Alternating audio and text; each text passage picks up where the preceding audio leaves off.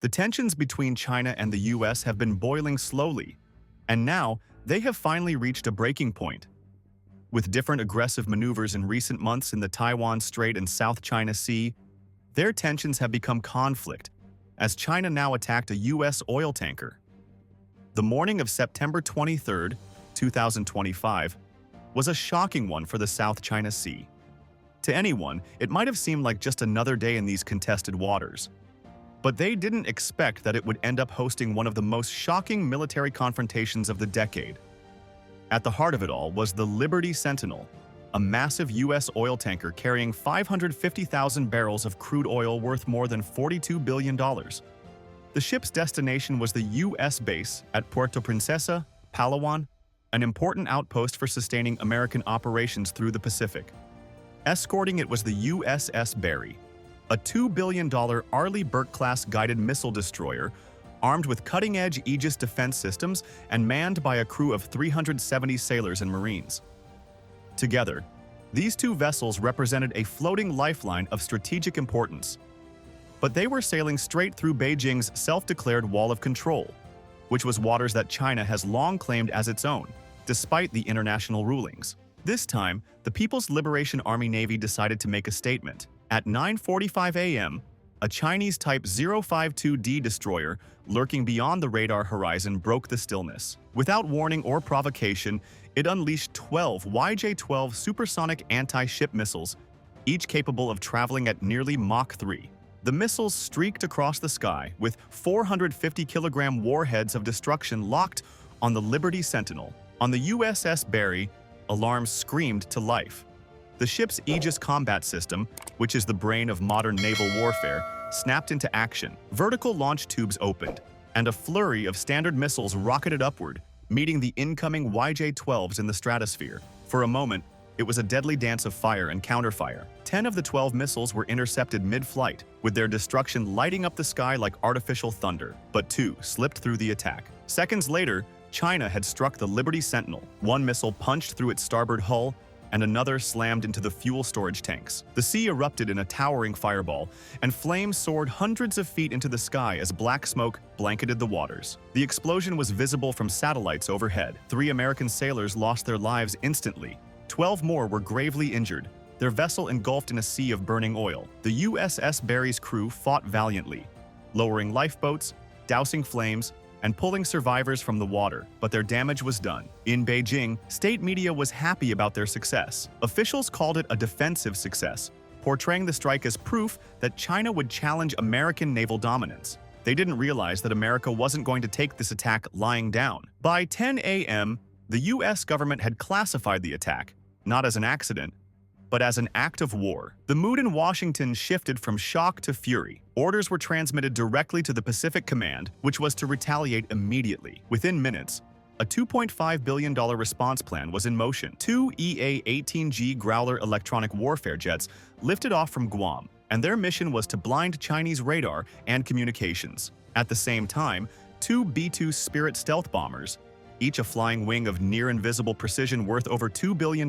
were going towards Woody Island, which was China's most fortified outpost in the South China Sea. On board the USS Barry, sailors prepared 10 Tomahawk cruise missiles, each one carrying a 1,000-pound warhead.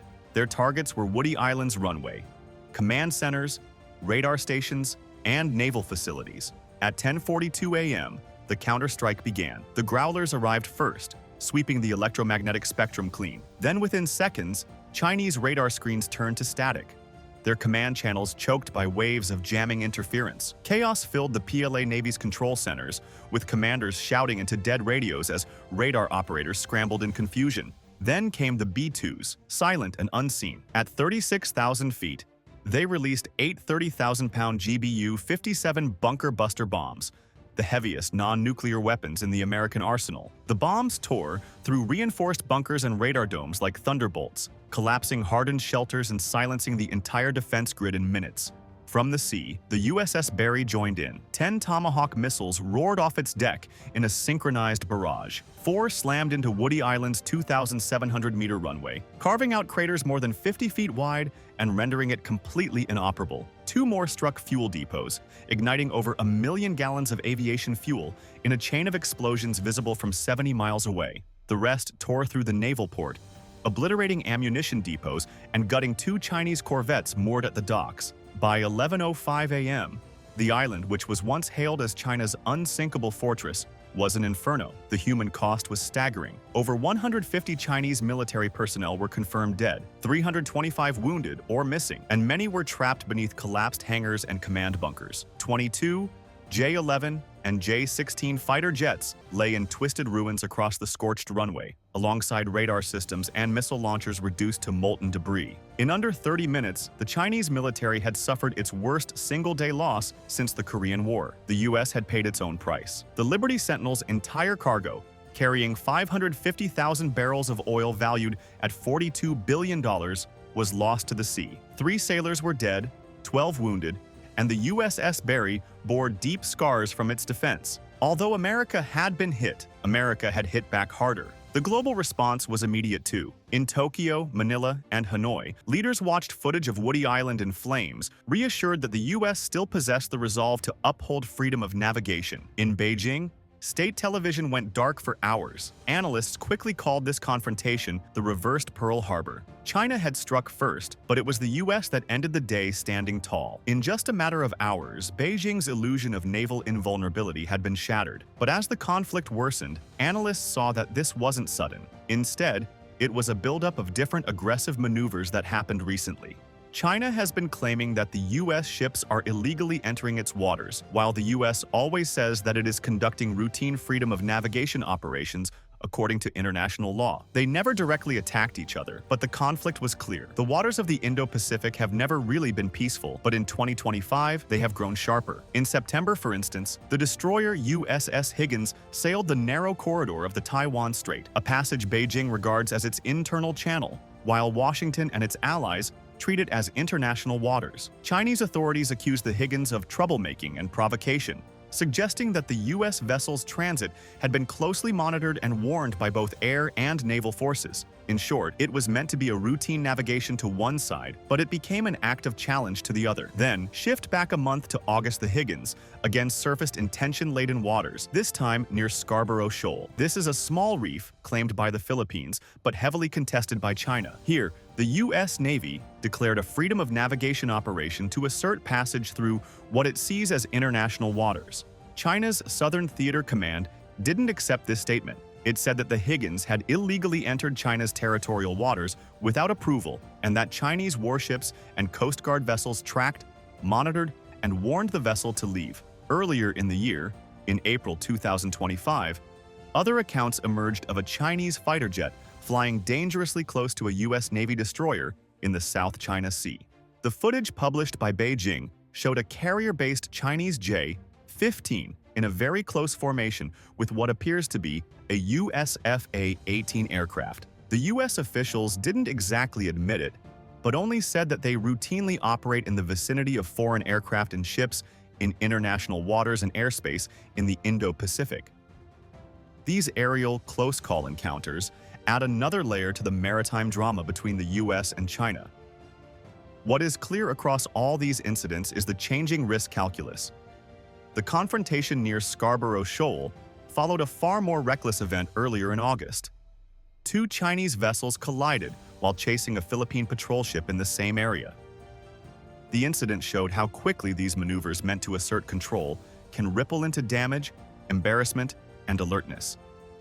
The US reaction by sailing the Higgins close to the contested feature a few days later is widely interpreted as a deliberate message. China's freedom of navigation will not cede ground because others push hard. In the Taiwan Strait episode, the US emphasis is on continuity. Trips through the strait, deemed routine by Washington, become signals of resolve. Beijing's reaction by mobilizing air and naval forces to monitor the transit and then condemning it publicly shows how any move in that region is charged with symbolism, sovereignty, and strategic signaling. When you look at all these attacks, the strategic maneuvers that eventually became an attack on a US oil tanker, and a retaliation that killed many, there's a pattern. China continues to treat its maritime claims as red lines, where any U.S. passage may trigger monitoring, warnings, or maneuvers. The U.S., for its part, is asserting that international waters and airspace mean that freedom of movement cannot be unilaterally curtailed. Each side sees the other's act as provocative, and that leads to regular conflicts. With all these conflicts, both sides have decided to apply some de-escalation measures and communication channels related to trade and operational safety. In early November 2025, the U.S. and China agreed to a one-year suspension of special port fees imposed on each other's vessels. This maritime truce is a trade-related measure intended to ease shipping costs and supply chain disruptions, not a broader end of military activities. Before that, there was a summit between Presidents Donald Trump and Xi Jinping. Here, both sides agreed to establish direct military-to-military communication channels. This is meant to prevent accidents and miscommunications, like when they approach each other on contested waters. U.S. and Chinese military officials have resumed talks, such as the Military Maritime Consultative Agreement Working Group meetings, to discuss air and maritime operational safety and safety-related events. Despite all these efforts to improve communication and de-escalate specific economic friction points, there are core military tensions. The U.S. is continuing its freedom of navigation operations while China views them as provocations, and this continues to increase tensions. Who do you think is right in this conflict? Let's know your thoughts in the comments. Thanks for watching. Be sure to like and subscribe to stay up to date on global military events.